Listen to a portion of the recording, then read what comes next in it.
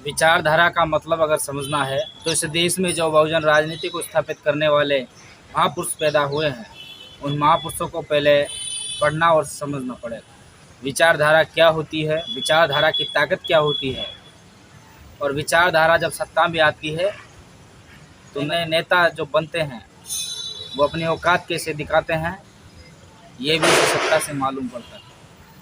विचारधारा अगर समझनी है तो गौर से देखिए इन दो चित्रों को, देखिए इन चित्रों को।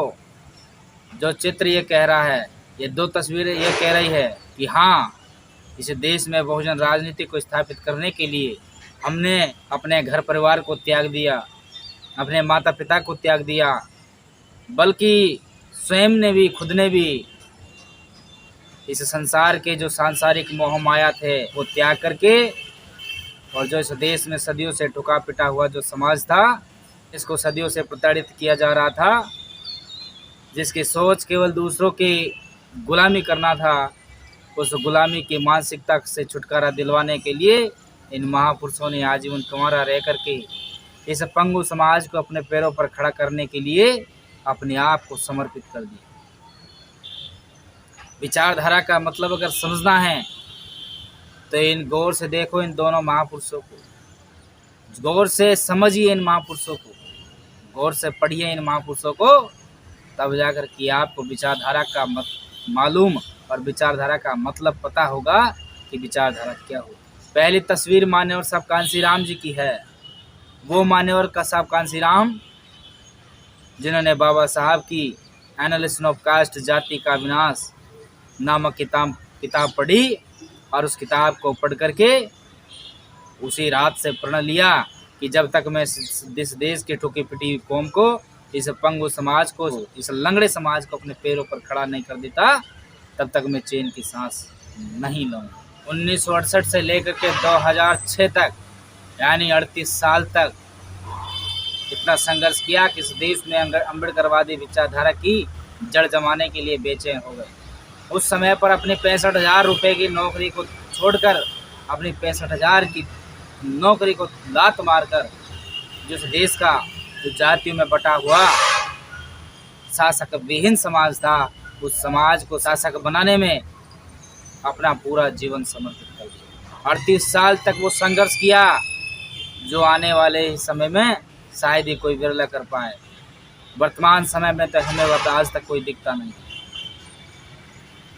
ये दो चेहरे जो बहुजन राजनीति में शुमार थे, जिसमें से आज भी एक चेहरा इस बहुजन राजनीति का नेतृत्व कर रहा है।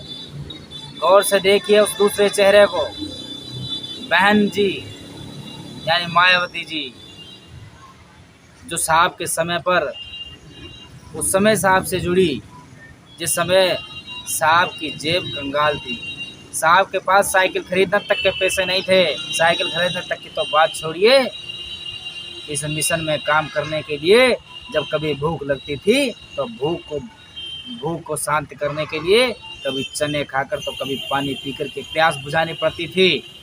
उस समय पर वो लड़की मान्यवर साहब कांशीराम जी से जुड़ी। 1978 से लेकर के 2023 यानी 45 साल तक वो राजनीतिक संघर्ष, वो सामाजिक संघर्ष इस समाज के लिए किया कि आगे कोई बिरला ही कर पाए। इस समाज के लिए अपने माता पिता, घर बार को छोड़ करके आजीवन कुंवारी रह करके आज इस देश में सामाजिक परिवर्तन के लिए आज भी लगी हुई है। बहन मायावती जी के इस 45 साल के राजनीतिक करियर में काफ़ी चढ़ाव उतार आए, विरोधी पार्टियों के काफ़ी हथकंडे सहे, विरोधी पार्टियों के, विरोधी मनवादी लोगों के साम दाम दंड भेद की नीति का डट करके मुकाबला किया। इस संघर्ष में न जाने कितनी चुनौतियाँ आई। लोगों ने तमाम प्रकार के लालच दिए होंगे कि कभी राष्ट्रपति बन जाओ, कभी उपराष्ट्रपति बन जाओ, कभी मंत्री बन जाओ, तो कभी संतरी बन जाओ।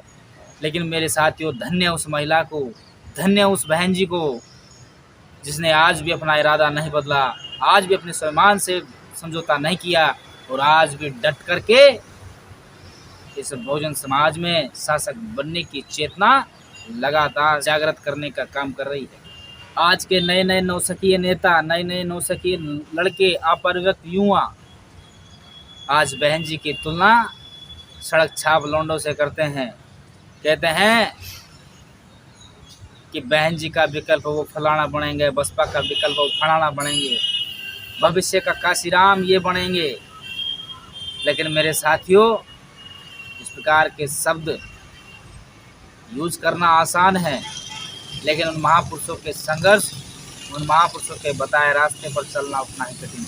आज नए नए नेता भले ये कह ले कि साहब ने बहन जी को एक सजी सजाई विरासत सौंपी है, लेकिन मेरे साथियों, हम जब देखेंगे कि बहन जी का जीवन भी, तो आज भी दिल्ली में जो ऑफिस बना हुआ है, उस ऑफिस में आज भी 2 पलंग सही ढंग से नहीं बिछ पाते हैं।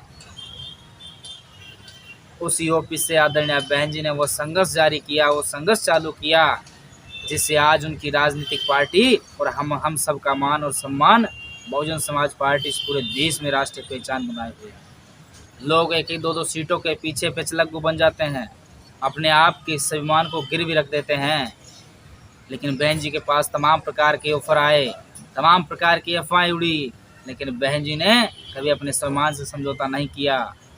लोग भले ही तमाम प्रकार की बातें करें, नए नए नेता तमाम प्रकार के एलिगेशन लगाएं, तमाम प्रकार के आरोप लगाएं, लेकिन आज अगर इस देश में बहुजन राजनीति जिंदा है और उसी बहुजन राजनीति के माध्यम से, उसी बहुजन राजनीति के जरिए जो ये नए नए नेता तैयार हो रहे हैं, वो देन किसी और की नहीं, मान्यवर साहब कांशीराम जी और उनके एकमात्र उत्तराधिकारी परम आदरणीय बहन जी की देन है, जिससे आज ये नए नए नेता तैयार हो रहे हैं और बहन जी के दम पर ही खुलकर बोल पा रहे हैं। साथियों, इतिहास उठा लीजिए, जब बसपा नहीं थी तो इन लोगों ने कितने नए नए संगठन बना लिए थे, कितने नए नए राष्ट्रीय अध्यक्ष बन करके ये दौड़ने लगे थे, और कितने ही ये MP MLA के बनने की बात करने लगे थे। इन लोगों में आज जो स्वाभिमान जागा है, ये स्वाभिमान एकमात्र आदरणीय बहन जी के संघर्ष, उनके त्याग, तपस्या और बलिदान की वजह से जागा। तो विचारधारा का मतलब यही है, अगर विचारधारा हमें इस देश में सही मायने में समझनी है, तो हमें पहले मान्यवर साहब कांशीराम जी और उसके बाद में परम आदरणीय बहन जी को समझना पड़ेगा, तब जाकर के विचारधारा समझ में आएगी। बहुत बहुत धन्यवाद। जय हिंद।